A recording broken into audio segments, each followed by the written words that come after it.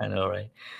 Hey, good evening, everyone. John Henry Soto here. Welcome to Counterparts. As always, we're very happy to have you. As always, again, I'm with George Batista. He's either on that side or that side, depending on where your screen is. But we are very happy to have you here. We got some great things to talk about today. Some announcements that we're making. Some not. We're always going to be John and George. Bringing you content, interesting content, things for you to think about. Think about. Think about. Let's think about things for you to think about and to get involved in the conversation and stuff. And so we're always going to be that, but we're going to actually start doing something a little bit slightly different, and we want to let you know what that is. And if you care, we appreciate your comments because we really want to hear from you. So thank you very much, and join us and come on back.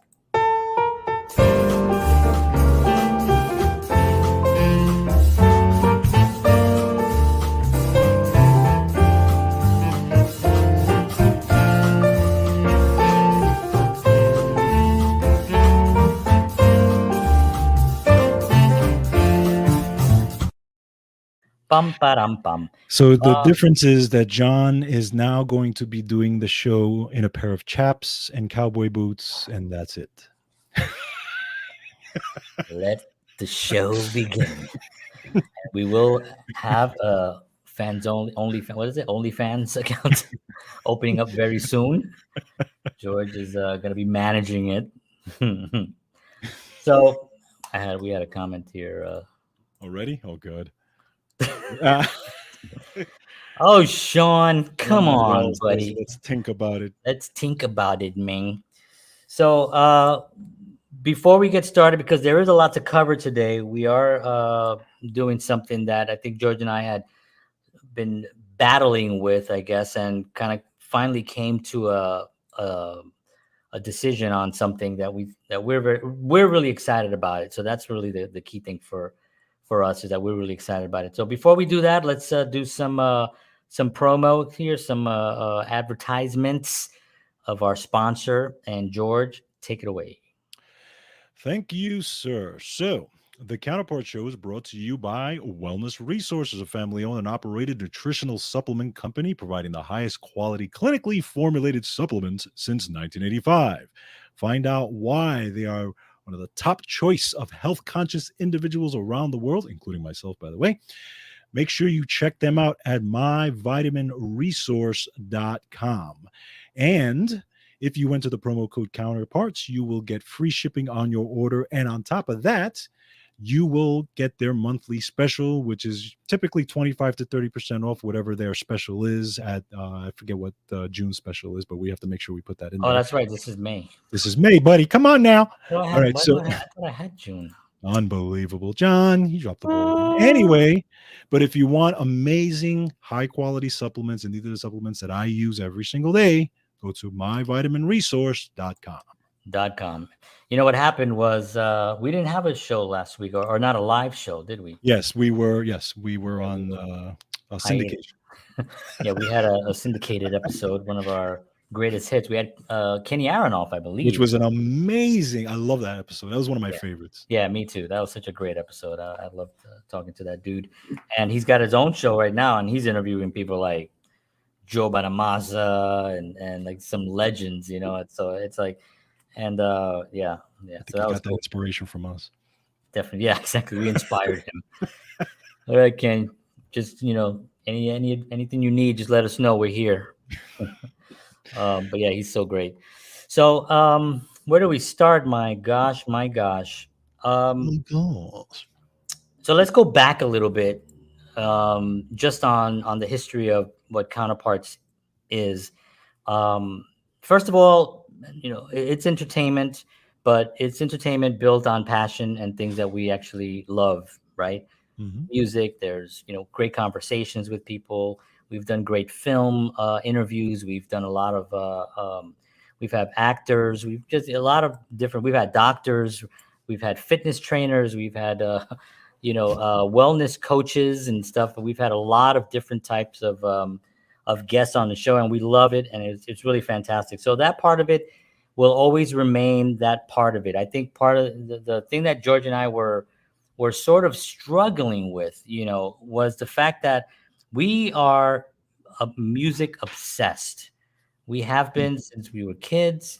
George and I are, grew up together, or he grew up. I kind of let him do that part, and I just stayed behind a little.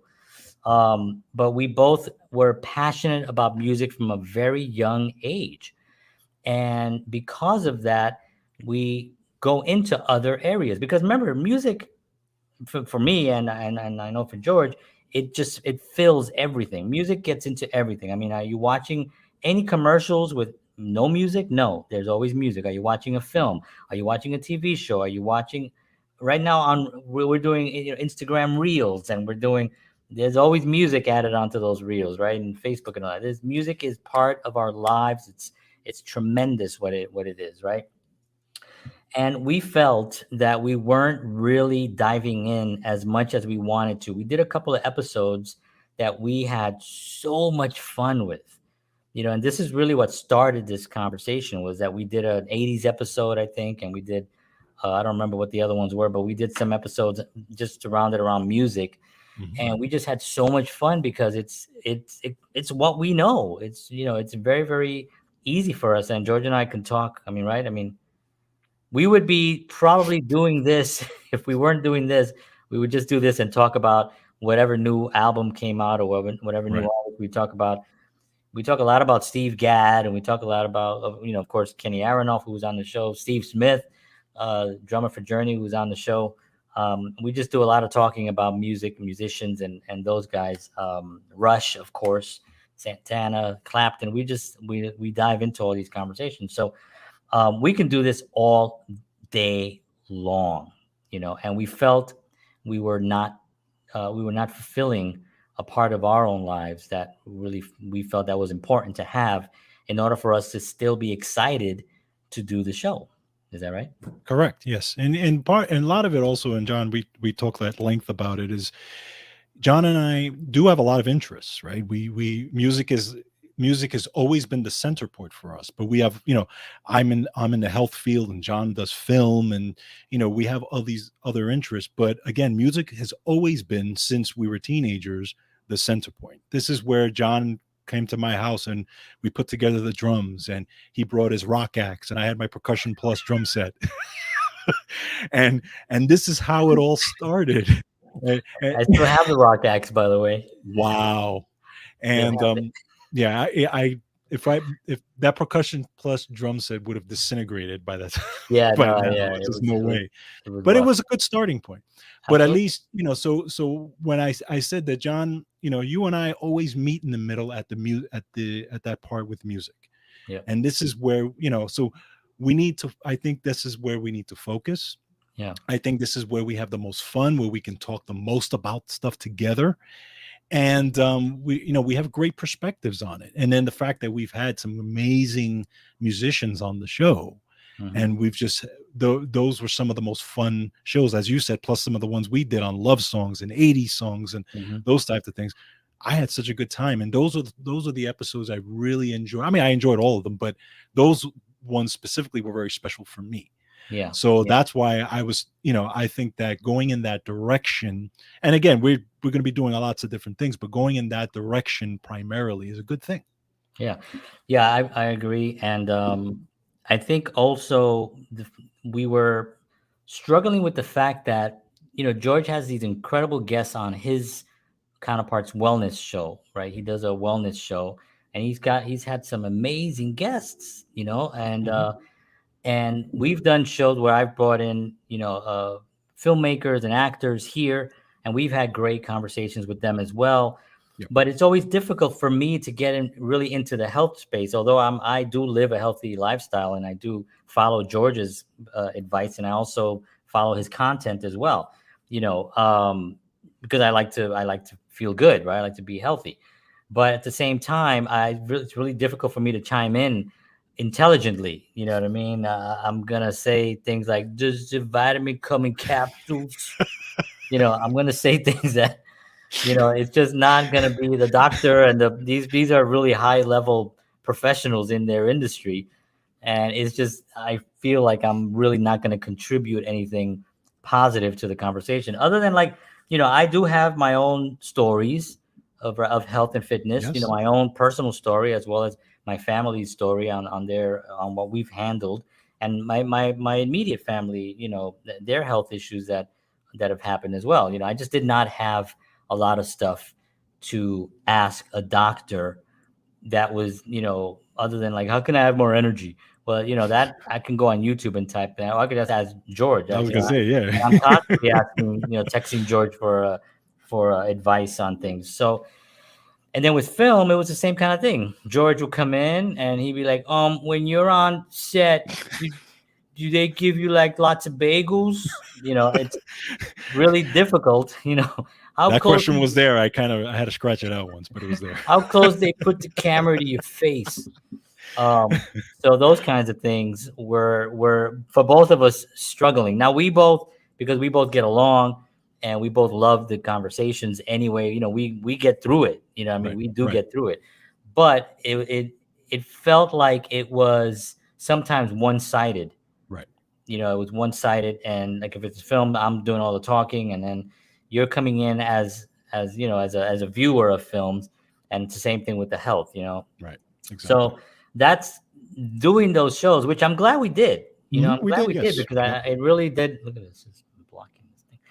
So I'm glad that we did that because it really did give us that perspective that we can now from outside and kind of look and be like, oh, you know, we struggled a little bit on this, you know, Hmm. and that was part of that. And I think also there are people that I want to interview that maybe aren't in film, or maybe they're an actor or something that, you know, George may not have to be involved, or he's just not really interested in that, you know. So Hmm. I'm going to be doing my own counterparts, you know, more film stuff and more in that world, and George will continue his wellness shows. And this way, we have even more content coming out. We will always come together and do this show.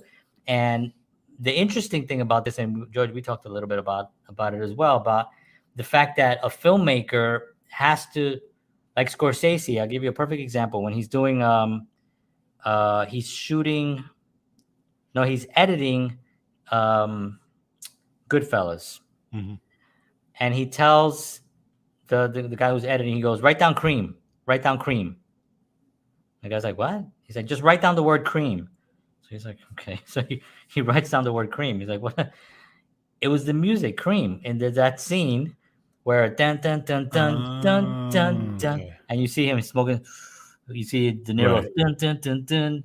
And so he in his mind he's thinking with music already for the film as Yes. they're editing. So is film and music a one thing that go well together? Yes. Absolutely, Yes. absolutely. You Yes. know what I mean? It's like chocolate and peanut butter. It's like Hall and Oates. You know, it's like Air Supply.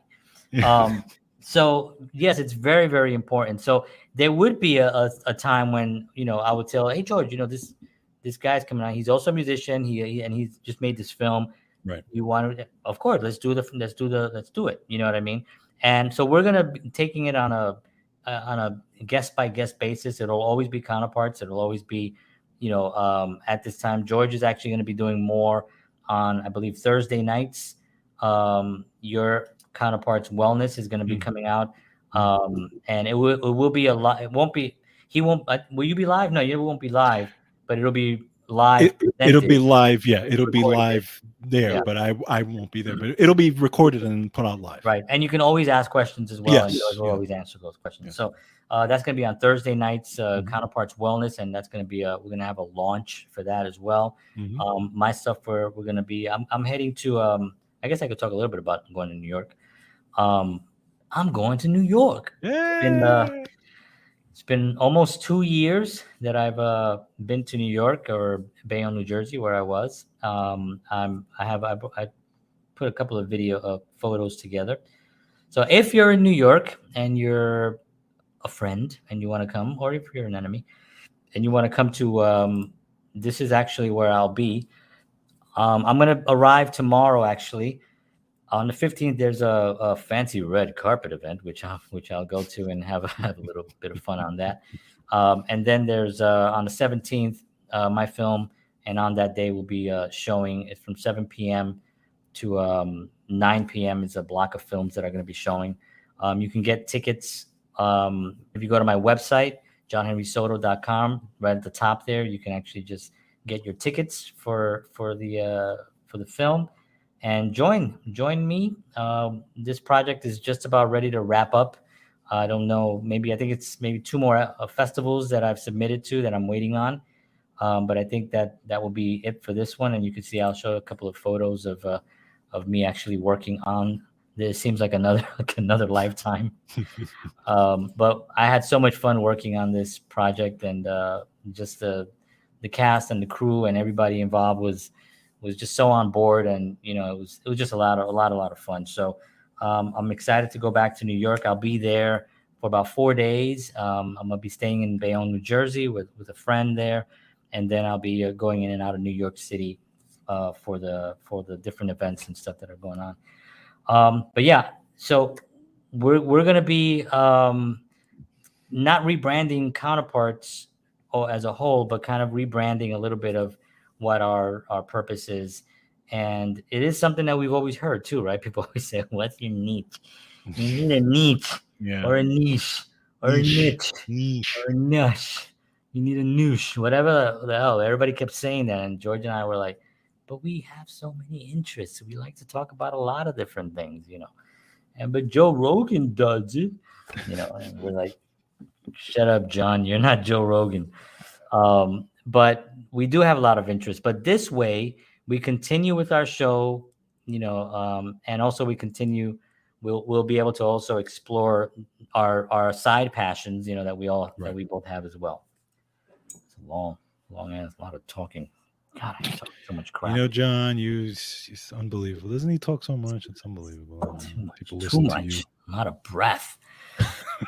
So, did I show this? I like this. I made this. It's pretty cool. I like that. It's cool, I right? like that a lot. Little I like drum these. set in the back. I like these colors too. Yeah, you saw the drum set you had on the drum head. Uh, I put a logo. I do have a big head, so Yeah, this is a life size actually. I remember it was something that when they sent it, it was per scale, which I was kind of surprised, and so was the artist. Their hand was so tired at the end of that. Jeez. So what else are we talking about? That's it. All right, folks. Thank you very much. We'll see you all. Good night.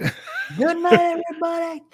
No, we are extremely excited about this. And one of the things that we would also want is to have more interaction with an audience. We Mhm. want to be able to expand the show. So we're going to be working with more like PR companies to help us actually get the show more branded better. I mean, I like our brand. You know what I mean? It's two Puerto Mhm. Ricans in the Bronx talking shit. And to me, that should be that's our slogan. There you go. That's That's it. our thing. But we love to talk about very specific things, music. I mean, when we started it was Star Trek, right? I mean, That's right. That's we right. It talked was about Star Star Trek. Trek. It was We and were that was it. niche. Yeah, that was very, very niche. And we realized that really early on that there were a lot of other people that have been doing it for like a decade. Some of Yeah. these people have been doing Star Trek podcasts and shows for like a decade on YouTube. Like one of the first ones that ever came out was like on Yeah. YouTube. It's still out today. Yeah. I think, overall, I think we're better. But listen, that's one of those things. Who am I? Who am I? Who am I? I just think that the way we approached it, all the guests that we had on during the Star Trek episodes, and we did 15 of them, just so everybody knows, we did Wow. 15 episodes that you can watch. We had some great guests on there as well. But I think part of what we realized on that episode was that we had a lot of opinions on so much Star Trek detail, but a lot of it was emotion, Mhm. right? A lot of it was the Yes. impact that it had Yes. rather than like just the show overall. And I think Right. that's one of the reasons why the tagline for that block of shows were building a bridge between Star Trek and everything else, right? And building a bridge, the bridge, Star Trek bridge. Everybody get that? Building a bridge between Star Trek and everything else. And it was because Star Trek for us like always impacted our lives, and we Yeah. talked about it very Hmm. philosophically when we were talking about life and Star Trek and episodes. So, and it's evolving, and that's what we're Yes. doing. We're still evolving as a brand, as a show. We're learning more about how to properly do this, um, and when we're happy, when when we do our best is when we're the happiest covering, or if Right. we have a guest, and we've had some great guests, right, that are not in the musical space, but just real, we talk about them all the time. Like Oba Batunde was. It's not necessarily. I mean, he did do singing because he did. Mhm. He played Sammy Davis Jr. right on Broadway, And he sang on this show, by and the he way. sang on this show as well. And just really, just a great guy, but a great guest. Yes. Yeah. And we talked about everything. Yeah. We had Annie Lavin on a while back, and just so much energy and positivity and Yep. everything. We'd love to have her back again because she was Mhm. great. Right. And so there were guests that were in that space that we just love and will always be on our show because talking to them is just like it's just so easy and effortless for us, effortlessly.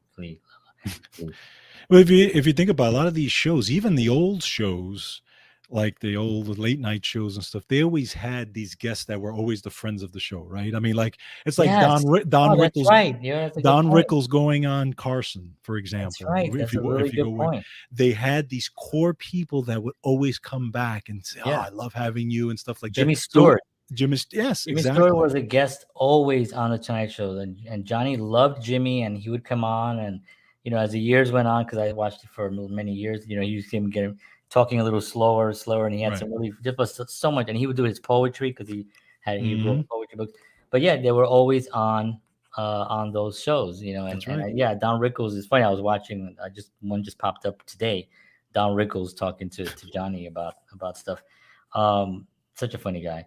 Oh my god. But yeah, I think that that's a really good point, Yeah. where we have these guests of, these friends of the show that would just come on, and a Yeah. lot of times we also they don't we can actually invite people, and they don't have to stay on the whole time either. You know what I mean? Like, Exactly. it's an hour Mm. long, sometimes it could be long.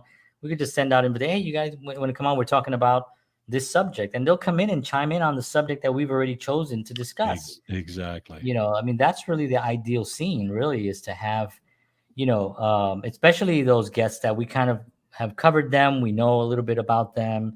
They know us. They can come in, and we don't have to kind of get to know each other. We Right. can actually go into subjects, Yes. and really dissect certain things. I would love to have Oba Babatunde talk about current things that you and I have been talking about, listing musical things like the Ed Sheeran thing, Yep. with Marvin Gaye winning that case, and Hmm. the current music scene. We did talk a little bit about the obscene scene in the music, which is bizarre. Yeah. It's just really bizarre. Makes no sense. And yeah. So I think, the AI music, Yes. AI Yeah. stuff that's Hmm. really been making just terrible, terrible music. And people trying to like make music with AI, and this is so good, isn't it? And I was like, no, it's not. It's got no spirit. But there's a whole conversation right there. Yep. Yep. A whole You episode. you mentioned something about commercials having music, and I was talking to my daughter the other day about that, and we were talking about that I was telling her like the history of that, meaning that they were jingle writers Oh, 100%. that used to Huge business. write. That was a huge business back then. Yeah, Barry Manilow. And right, yeah, exactly. And now they just pluck an old song, Right. and they'll not only either use the actual song, or they will change the song to whatever it is that Whatever the they're product is. Yeah. whatever the product Even is. more. Yeah. And that's what it is today. Yeah. That's 100%. Yeah. I mean, back in the days, Barry Manilow wrote, I am stuck on Band-Aid because Band-Aid stuck It's on stuck me. on He me. wrote that one. He also wrote, um, what's the insurance commercial?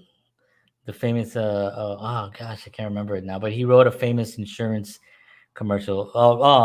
Like a good neighbor, Well, State Farm. he wrote that Yes, one? yes, I didn't know Barry Manilow yes, wrote dude. Go that. on YouTube, and he does on his shows. He'll do like a little melody of all the commercials, the jingles that he wrote, And some of them you'd be like, wow, that was interesting. I You did know? not know that. That's Yeah, yeah, interesting. yeah. You'll hear a bunch of them. Wow. You'll be like, whoa, he wrote that. Yeah. So yeah, the music in commercials was really a big deal. And there was also a time when a lot of artists didn't want to use their songs because there was a little bit, you know, like Paul McCartney was very did not want his music on commercials because he thought it cheapened it because he spent Yeah. that's his children, and he wrote these things with that in mind, Right. and then for them to see him selling some kind of a corn on the cob holder. I don't know what that, I don't know what that first thing that came to my mind. But Okay. yeah, but to sell that, it just is not really. But Michael Jackson, remember, purchased his music. Yes. Matter of fact, Michael went up to Paul and said to Paul, "I'm gonna buy your music," and Paul was like, "Well, all right, he's like, all He right." didn't take him seriously He though. didn't take him seriously. He was like, "Oh, Yeah. sure, no problem." And he's like, "Yeah, I'm gonna buy Mm. your music," and he did. He bought all catalog, and he did sell some of it. Yeah. And that's why there was that the shoe commercial. You heard it was a Hmm. revolution. Well, I think it was a sneaker show, maybe Yeah. Nike. I don't know which one it was, but it was one of those. And finally he got his back. He got it back now, so now he's safeguarded it. But there's a lot of people that don't have their music protected. So when Right. you hear a song out there and it's like a popular song and it's used and they change the words to match the product and stuff, then either the artist was paid a crap load of money and Yes. he or she Yes. is like, hell yeah, I'll sell it, I don't care, or he has no control. He doesn't own the song. It's owned by the publishing. If he doesn't own the publishing, you're done. It's interesting. I've always thought about this in my head about that scenario. Let's say I own my song. Now, let's say for you, let's say you wrote the song, great song, you own the song, whatever, but this product or these people from this product come to you and they offer you a boatload of money to use your song on this, but it's not a product that you would really want to endorse. Yeah, I wouldn't do it. You wouldn't do it. Never, never, never. Because then I feel you talk about phony. Yes, You true, talk about phony. true. I mean, there's your song. You know what I mean? Whatever the song is, and selling, something like bologna or selling, a soda, Right. or whatever, just something that I would never, ever, ever, ever use. You know what That's I mean? like me doing a song for a pharmaceutical commercial. Right, right. Well, let me tell you something. And this is again, I know that it's a touchy subject, and I know that some people, live by some of the medications, and if they work for you, God bless you. Do well, live long, and prosper. Right. Having said that, um, it's all garbage. No, I mean, I would never endorse that. But when I was in New York and I was actually had an agent and stuff, I would get sent out, and I got sent out to remember the purple pill? Yes. It was like for anti Hmm. whatever reflux, Acid reflux. acid reflux. And so I got sent out, and I didn't know it was for that. So I had to Okay. go into the and I was like, oh god. I went in and stuff. Luckily, I didn't get it, but it was actually that just walking in the door. If you book it, it's $8,000 that you get a check for $8,000, and then if it's a national, you get money while it runs, and you get Right. checked in the mail every month. Right. So it was like it's a lot of money that they give you for these some of these commercials. And that was like a while ago, so it's probably way more now. So I can, again, if you have no problem with it, you can do it. But like for instance, like I wouldn't any soft drink. I would not Right. recommend. Hmm. Now, if it's the Kangen water, whatever it's called, that Kangen, whatever it's called, Yeah, I forget the name of it. Kangen. I talk. There's somebody now that I'm actually constantly talking to because I want to get one of the machines. But I would do something like that because I would Mhm. drink that. Of course. You know, Of course. that's why we have vitamin resources. That's why we have wellness resources because we use those products. Exactly. You know what I mean? Exactly. There's integrity. See, that's the Yes. thing about the industry. If you don't keep your integrity, you think that you're going to take that money and live a happy life. Yeah, you have all the toys, you have everything, but as time goes on, that will start eating. And Yes. spiritually, Yes. and if you don't believe in the spirit, then let's just say physically, but spiritually and physically, your body will be eaten up. You will become out of shape. You will become sick. You will not look good. And you can, I don't want to name any names, but I could probably name you 10 artists that I know that have gone that route. And if you look at their pictures before and after, not even a long time. And I'm not talking about 20, 30 years. I'm talking about 10 years. Mhm. 10 years before and after. You can see the mass, the constant energy of negativity that they have on their shoulders by pushing toxins and pushing something that they probably don't even use it themselves. You know Right. what I mean? They don't use it. I'm almost sure that they don't use it, but you can see them filling up with like something and going and and to me, it's people will say, oh man, you do it for the money. You do it for the money. I've had people tell me that all the time. Whatever the money is. I had somebody recently just say, well, I mean, the most important thing is that they're paying you, right? That you're making it. I was like, and I was in my head, I'm like, no, it's not the most important thing. Is that am I doing good work that I can go to sleep at night and I sleep great.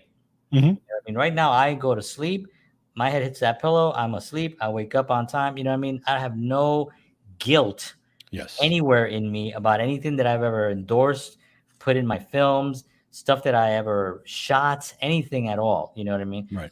Um, but when you lose that integrity in this industry, and then you're trying to keep up, Yes. right? Because Yes. now you just got a crap load of money, Right. right? Now, where's the next crap load coming? Because you're probably living above your means, which most people do. Hmm. They're not investing. And then you got to get that next one. So what's the next one? All right, well, what's the other purple pill? Is there another one? Well, it's interesting if you think about. I mean, think about the reason why a person becomes a musician or becomes an artist and gets into music and starts songwriting, those type of things. You and I, right, went through it, right? Our whole focus was let's it was fun writing this music. It was And fun playing getting into good. the and playing it well and doing all this, and then eventually hoping to get to the next level, right, to get Yeah, to those old levels. Think about it. Do you go through all that to try to get to that point where, okay, now all of a sudden somebody offers you this? Well, should I just take that all that hard work that I had and just throw it into that thing to make a whole load of money? And then, just like you said, it's the integrity piece. Then I have to live with the fact that I just did that. yeah. And you Just spent all that threw it time. away. You just And I don't think you and I have ever talked about early on when we were just learning money, no, but what right? we did, no, we didn't talk We about. talked No, about getting definitely no. good. Correct, We talked correct, about getting good. correct. That's all we wanted to do. That was the number one priority, getting good. Because the way I looked at it was, if we get to these levels that we want to get to, then we can get it. We can play with anybody. Didn't Right. matter who it was. We can go on stage and play with anybody, and the music would speak for itself because we would be good. But it's interesting because we eventually, as a band, got to places where we started meeting certain people that Oh may have a lot of influence, right? man. And then we had to sit there and make those decisions and say, do we go that way? Yeah, and the Right? hardest Remember? part was, yeah, I remember that, and I remember also that not everyone was in agreement. Some people were Correct. like totally wanting to go with it. You know, Exactly. for me personally, if I walk into a room, a studio, which you remember this time, we walked into this really nice big ass studio, and we are gonna have a meeting with somebody. We walked in, and all we smelled was weed Weed. everywhere. Yeah. Now, I got nothing against people that do that. If they need that and they need that to make them feel whatever they want to feel, that's fine. But it was something that I never enjoyed. It also bothers me. The smell is, to me, it's just too. So I just, and immediately I thought, I don't want to be in that space. Right. I do not Right. want to be in that space. But the bells and whistles of everything that we would have gotten, the flashy, the flat, what do you call it? The shiny objects that we were Yes. shown made it very tempting to just be like, yeah, let's just do it, and then we don't have to be here for that long. You could justify it. But You that's where know, it starts, right? that's where it Because that's starts. where The next because then thing all of is a sudden it can bring you to another level. Well, guys, try this. right, Hey guys, try that. You know what I'm saying? And it starts pulling you along into that right, direction. exactly, exactly. And then, next thing you know, it's like, yeah, it's just one naked scene, George. I mean, you're just a little nip. That's I it. just did it once. That was it. But if you watch, if you I don't know if you watched Elton John's story, that movie, right? I I haven't mean, seen it, but he, yeah, you talk about. I mean, he's awesome. yeah, I but love it. it was a rough. I mean, I mean, what he the stuff that he did and the stuff that he went through in that, even having a heart attack and yeah, all this and yeah, all that craziness, you know. yeah. Well, he was, yeah, Rocket Man. Rocket Man. There you go. That's it. Rocket Man. I mean, the thing Great about movie.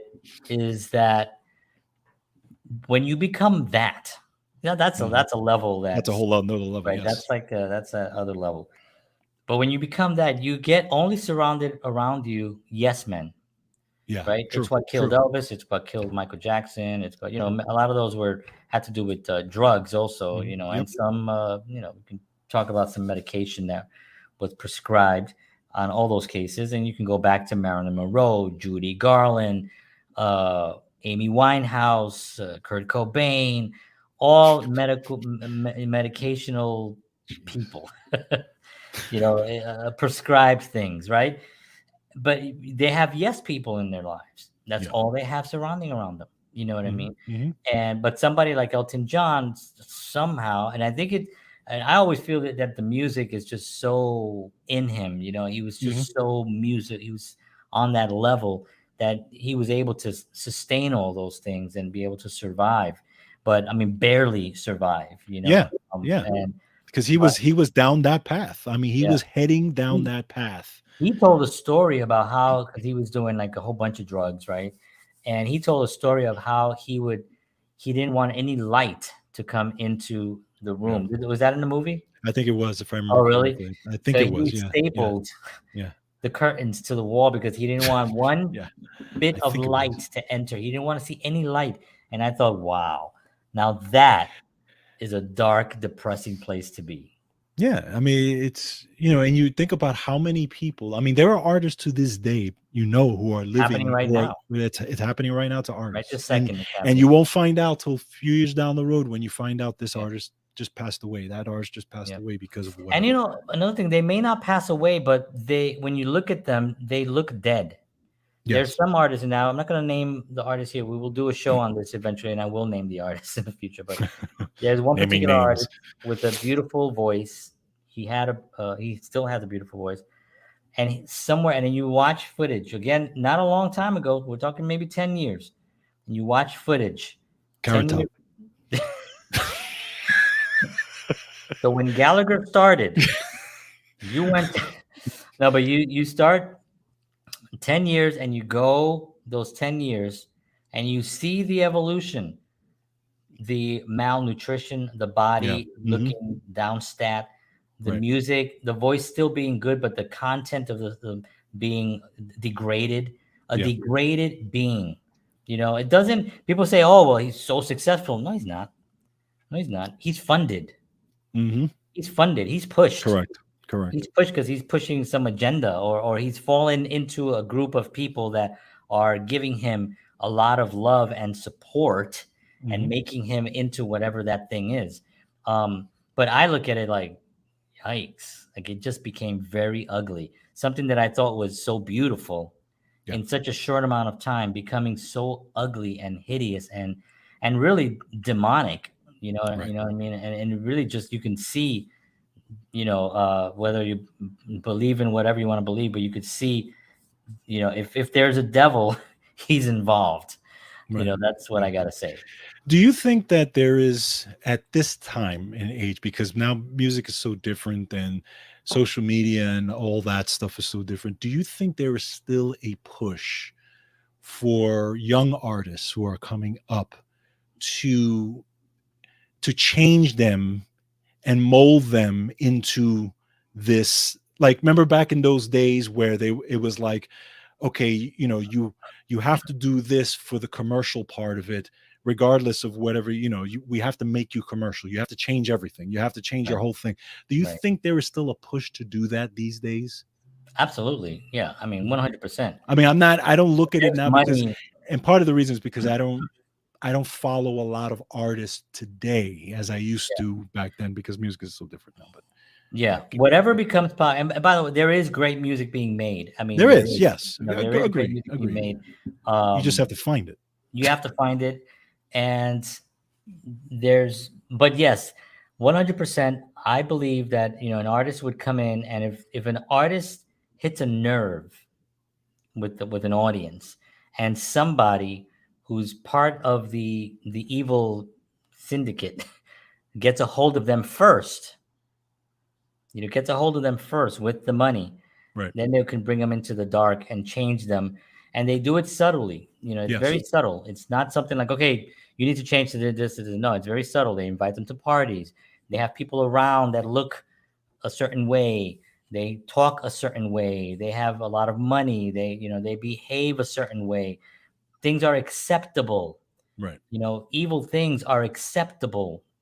And you get somebody in that environment, eventually they're going to be like, they just fall right in.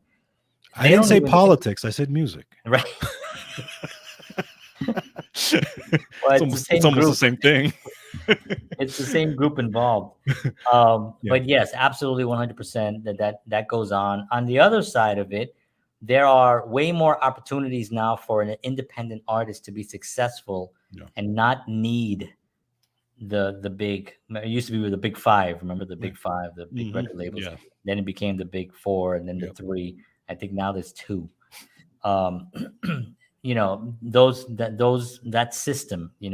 So there are opportunities now. It's much easier to record. Yeah. It's much easier to get your music seen.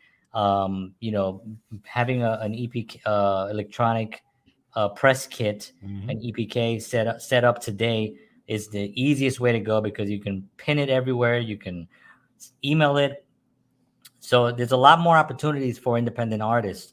The problem is that they're not looking at the opportunities, and this is something that I'm actually dealing with right now. I'm managing someone right now, an artist, and I'm working with my own group that I'm playing with as well, and a few other groups that sort of pseudo manager, right? But I'm dealing with this right now where they're not looking at people. They look at the big picture, Right. right? And the big picture contained lies. So if Hmm. you're constantly looking at the big picture, you have to look beyond the big picture, Right. you know. Yeah. But in order to look beyond the big picture, you have to look a little smaller and look in. Right. The saying where it says, think, think globally but act locally, Yes. right? Yes. That's a real thing. Mm. Get your own space hooked up. Right. I talk about leverage, right? We talk Hmm. about leverage on our thing that George and I will put out probably in 10 years when we our this when we put this our healthy artist blueprint. We will get it done, promise everybody. But in that, the L in healthy is for leverage. Yeah. And the thing about leverage is that an artist thinks about how can I get to the next step, and thinking that the next step is the leverage. Yeah. That's not where the leverage is. The Hmm. leverage is where you are. Right. Get the leverage where you are, where you're sitting, get the experience where you are, so you can use what you currently have to then get to that next level. So if Yeah. you're an actor, you act and get a reel together and get a good solid reel together. Now you have a little bit of leverage within Right. that scope. Now Right. you can go out and send it out to more places, right? Hmm. If you're a band, record a high quality recording. You can do that now fairly cheaply. You can go to a studio and record your band live, performing with lights and everything. We did it Not in the expensive. house. We did a whole recording in our house, and this Yeah. was a long time This ago. was in the 90s. This was a long time ago. George and I sitting there with mixers and stuff, and we Hmm. recorded two records that way. We Yep. only one of them was recorded in the studio. Yep. So you can definitely do it a lot at home, um, and still get good quality, right? Right. That's your Exactly. leverage. Yeah. Then instead of saying, "Well, I want to get a record deal," create a record company and Hmm. sign yourself. Hmm. You know, Yeah. you know what I mean? Create a record company, sign yourself, and now you have a record company, and now you're part of that company. Now you go out and you take that leverage, because starting a record company, which I've done, is not easy. There's a lot of paperwork and there's a lot Sure. of logistical things. But if you get it done, you have leverage that you can go out and you can use that to meet other bands. You can leverage that to network with venues, to Mhm. tell venues, I have this record label. I'm trying to get a lot of bands involved. Is it okay that I do a showcase at your venue? I'll supply everything. A lot of them are gonna say yes. No, All it's of them true. say yes. It's very true. But it's also, if you think about it, okay, even at taking a step back from the record label and getting signed, okay, now with all the avenues you have, look at what Kevin Kelly talks about: 1,000 true fans. All Right. you need, you literally, you play your music, you can get yourself 1,000 true fans, and they will buy your record no A matter what. true How many fan, true? define a true fan. A true fan is somebody who is going to follow you and buy whatever it is you put out. They're going to be the people that they're going to be like how I followed Rush. Rush could have put they could have banged on spoons and forks, and I would have bought the album because Correct. I was just a true fan. And it's interesting if you listen to Kevin Kelly when he talks about it. He says you could be your niche could be the most obscure thing in the world, but because if you think globally as how many people in the world there actually are, 1,000 true fans is nothing. Okay, you will still find 1,000 true fans that will follow you even if your thing is so out of this world, because Mhm. that's just how things work. And now with social media and all this stuff, even before you get signed, you could have a whole fan base, Yeah. who will follow you doing anything. Yeah. It's a big thing. Yeah. I mean, we have to use the platforms. I think what happens is that there's a discouragement because you have to be then subjected to see artists that are maybe degraded but have millions and millions of followers. Right. And that upsets an artist that's genuine, an artist that really wants to do something and spread positivity, or positivity is, I don't mean positivity in the sense like, it's like a Christian group or something. I'm talking about good quality music. Music has conflict in it. So does film. There are evil people in films, right? And Right. it's a good film. I, Right. I love the film, the mob movies, right? These Right. are not great people. These are bad people, right? But there's a conflict there. I enjoy that kind of cinema. Does that mean that those people that are making that are evil? No, they're telling a story. It's a narrative. It has a purpose to it. Some people may not like it. Some people love it. But my point on it is not is that they're making something that's creative, that's Right. artistic, Yes. that's pretty to look at, that tells a story, that gets you Mhm. engaged. Mhm. Same thing with the song. You need to have those elements first.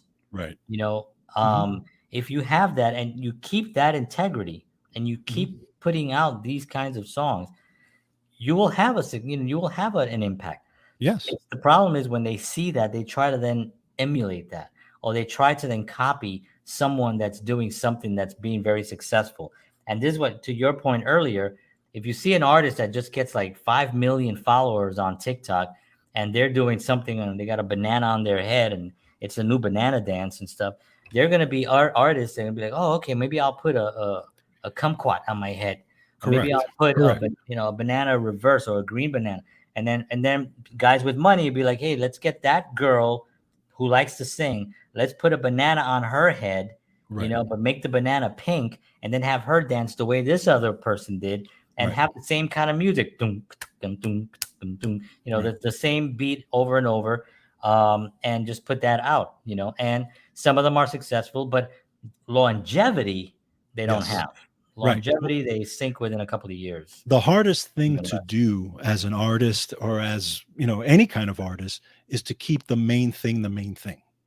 That's Right. the hardest thing to do because you're always your mind is always going beyond, right? Your mind is always, but I can get here, but that's the goal, but that's the, you know what I'm saying?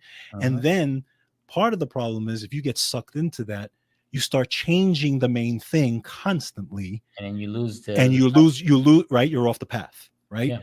And the way I thought about it, and it's funny because it took me years to kind of think about it later on, as far as music or podcasting or whatever, is just keep the main thing the main thing.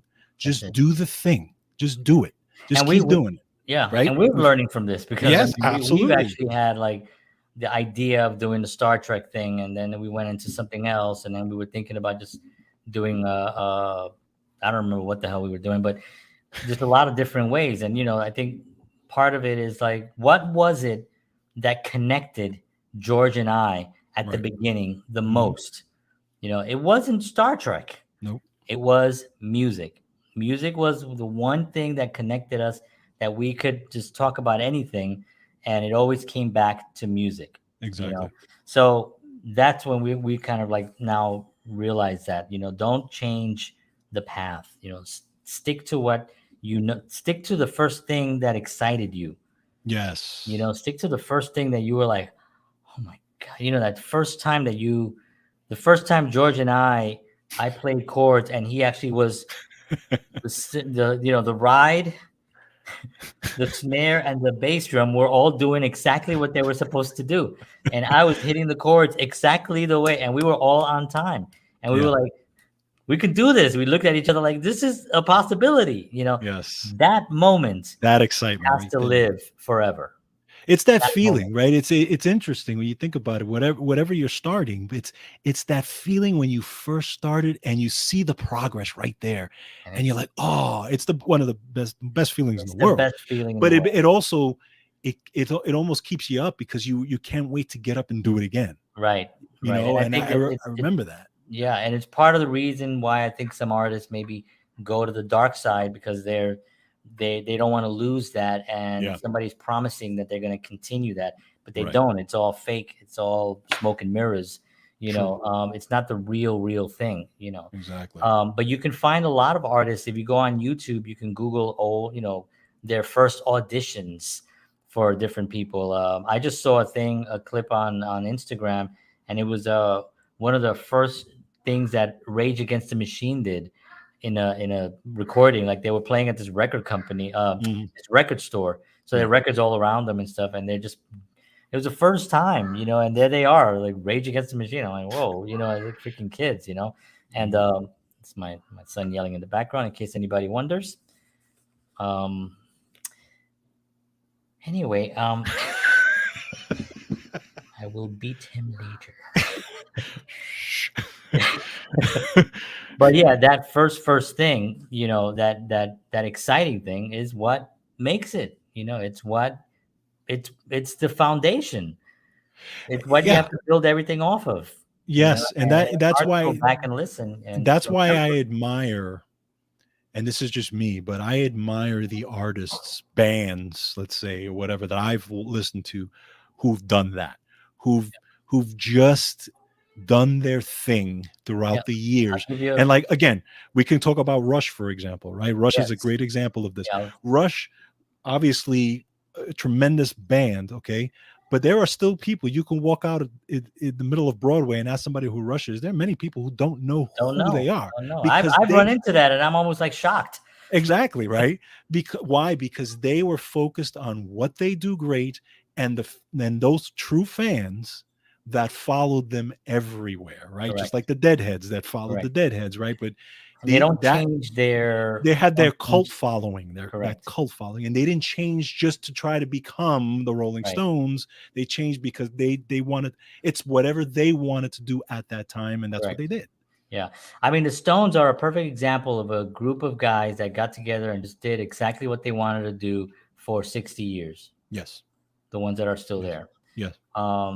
And that was it. They just Yep. did exactly what they wanted to do. I mean, think about it. These guys are almost 80. They've been famous now for over 60 years. They've been, and I'm not talking, I've seen footage of in the 60s of the Rolling Stones, packed house, Right. Right.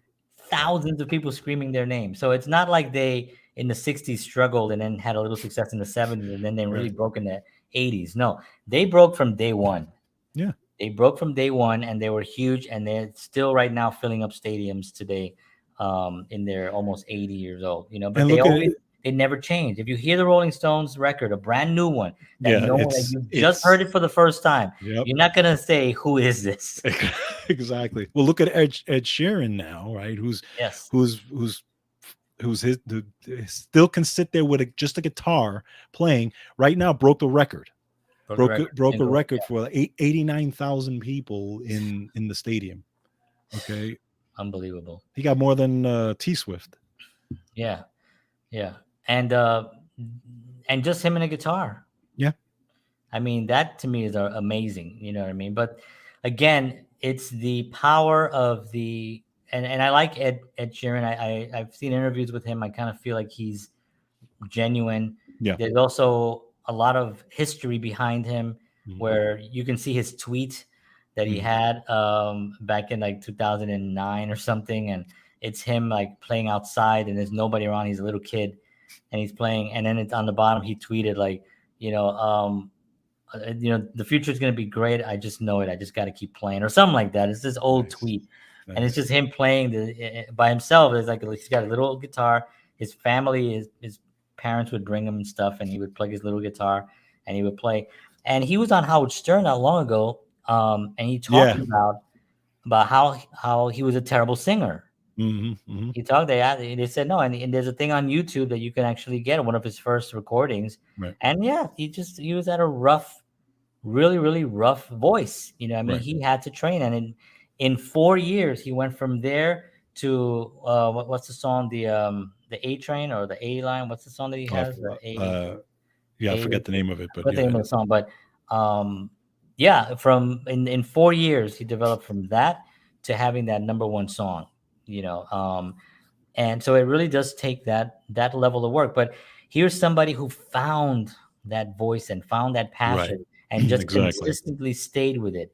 He didn't veer from it. You know who's like Right. that too is an artist that I don't think that I think because of his personality and because he was so he was such like a teen throb for a long time is John Mayer. Hmm. Yeah. John Mayer has to me, a perfect career. If I had to pick a career of someone, here's Right. a guy who can go out and have his own records, sell, fill up places. He did actually. He's on a guitar tour right now, Hmm. just him and his guitar. And he did the Forum in L.A., filled it up. I mean, like ridiculous. Then he goes and plays with the Grateful Dead, you know, and Yeah. Dead and Company. Then he Yeah. goes and he guests on other people's records. They guest on his records. He has a great career. He's in charge of Right. what he wants to do. And when you Right. hear him talk about it, you can see that he knew this from early on. And I know this because I have listened to like a lot of his early live recordings. Mm. And at the end of one of his concerts, he says to the audience, and he's a kid, he's like freaking 20.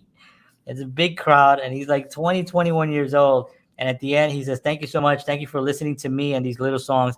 Let's grow old together. I think that'll be fun."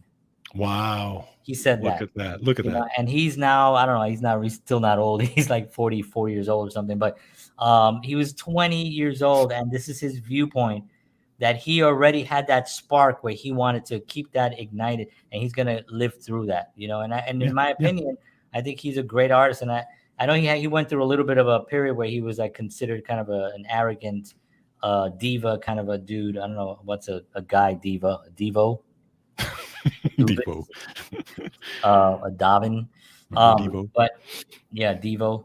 So I think that he has a great career. But so we're gonna wrap up with almost an hour. But you know, I think that what we're basically getting at is that this show is gonna be about that moment that George and I played and realized that not only can we play, but we sound pretty good playing. We didn't look at And each other and be like, "Oh, this doesn't." No, we looked at each yes. other and we were like, "I think we can do this.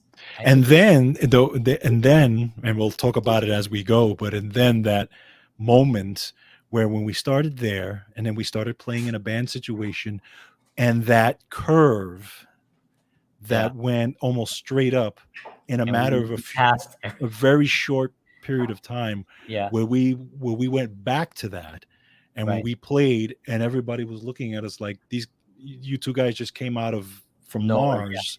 Well, Yeah, and we did veteran musicians, people that have been playing yes. way more than we. Well, But George and yeah. I found something that we were really just obsessed with. I mean, I don't think we spent any time talking about anything else unless we were sitting down and maybe watching Star Trek or something. But other than that, it was just 100% music all the time. And it happened within about, I would say, 3 to 4 months.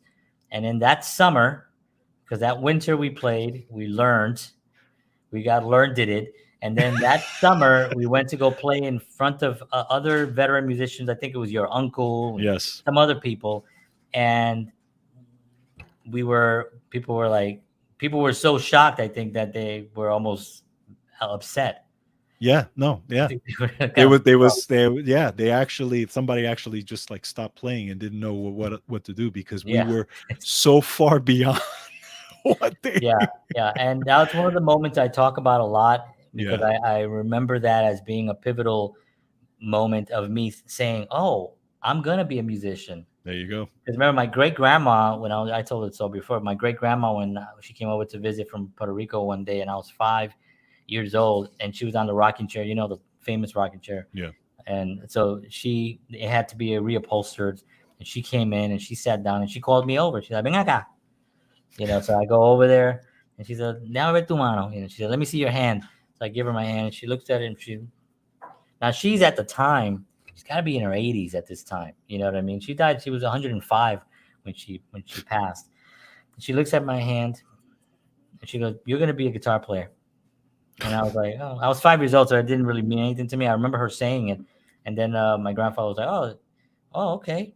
He was like, "Okay." And then when I was 9 years old, he bought me that first guitar, and those moments are what this show is Yes. about. Yes. Those moments, and we want to get those moments from our audience. Exactly. We want them to tell us those moments, the ones that can remember.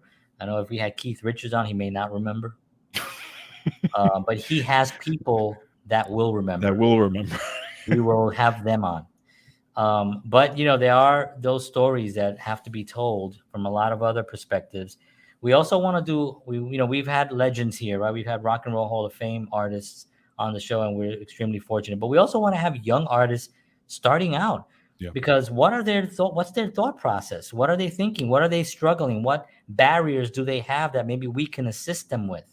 Hmm. You know what I mean? I mean, that to me is like a huge thing. So we're also going to have young musicians on the show as well as bands, and I think that's going to be a wonderful balance to the whole show. Right. Where we're going to have the veterans, we'll have legends, and we'll have new artists that will grow to be legends. Correct. And that's what we're excited about. So, all right, we're at an hour. We want to thank everybody for tuning in. We've had some nice inflow of people. We appreciate you guys very, very much. We're going to be continuing this process and this growth on our show. So, but thank you for sticking around. We love you as always. We will see you again next week with another episode of Counterparts. George Batista, John Henry Soto, for all of us here at Counterparts. Thank you. Good night. And as always, peace.